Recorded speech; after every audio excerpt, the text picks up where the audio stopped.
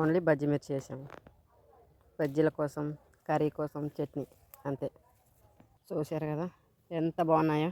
ఇలా ఒక 4 వేసుకున్నా చాలు ఫ్రెండ్స్ మన ఇంట్లో వరకు.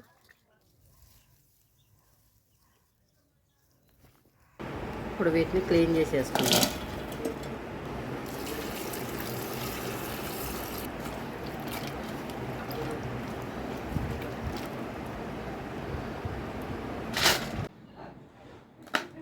వీటిని క్రాస్గా కట్ చేస్తే బజ్జీ బాగా వస్తుంది అన్నమాట. అంటే ఇక్కడ పగలకుండా నీట్గా వస్తుంది అన్నమాట.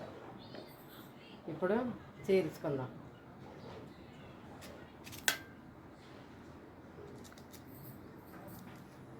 గింజలు అన్నీ తీసేసి ఇలా అన్నీ ఒక్కొక్కటిగా పక్కకు పెట్టుకున్నాం.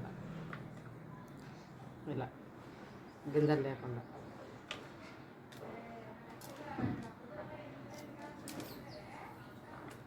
కదండి మిర్చిలోకి కొంచెం పేస్ట్ లాగా చేసి బజ్జీలలో పెట్టుకోనికి కొంచెం చింతపండు, కొంచెం రుచికి సరిపడా సాల్ట్,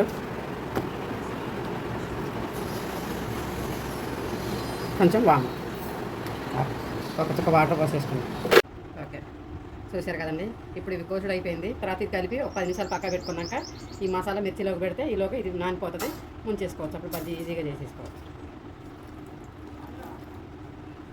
పిండి మరీ లూజుగా మరీ గట్టిగా కాకుండా కొంచెం మిరపకాయ కంటేటట్టుగా కలుపుకోవాలి.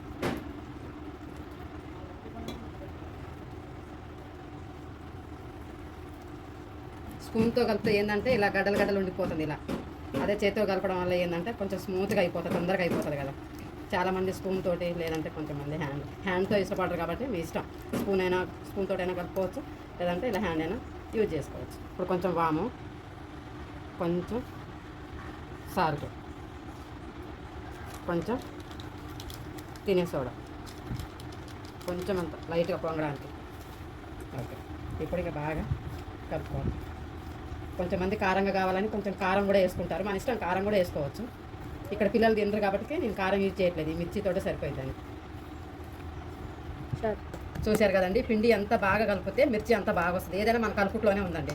మనం ఆనంగీనంగా కొంతమంది 2 నిమిషాలు అట్లా కలిపేసి నాంతది అని పక్క పెడతారు కదా, అలా కాకుండా ఇలా ఎంత బాగా కలిపితే పిండి అంత బాగా బజ్జీ వస్తామన్నమాట. ఇలా అనగానే ఇలా పడిపోవాలి.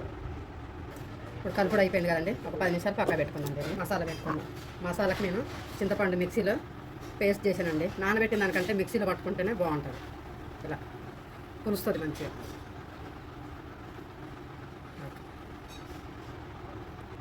ఇలా కొంచెం కొంచెంగా మొత్తం అన్నిటికీ ఇలా పోసి ఇలా అప్లై చేసేసి పక్క పెట్టుకోవాలి. అన్నిటికీ ఇలానే చేయాలి.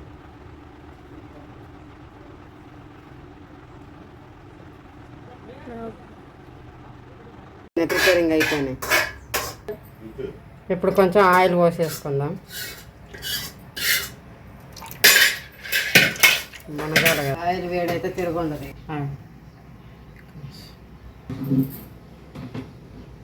ఇప్పుడు ఇలా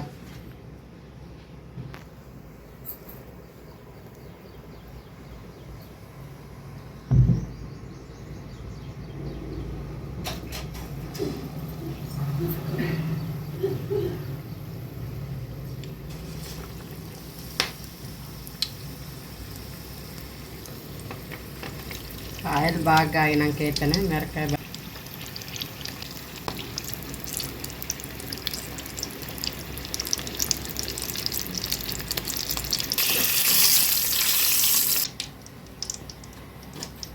చూసారు.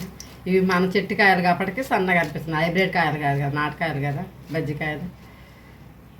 ఒకసారి కొంచెం లైట్గా కాల్చానండి. ఇప్పుడు రెండోసారి గోల్డెన్ బ్రౌన్ కలర్ వచ్చిందనక ఇలా కాల్చుకుంటే అప్పుడు బజ్జీ ఇలా బ్రౌన్ కలర్లో బాగుంటుంది. చూడండి మళ్ళీ వేసుకుంటే బాగుంటుంది.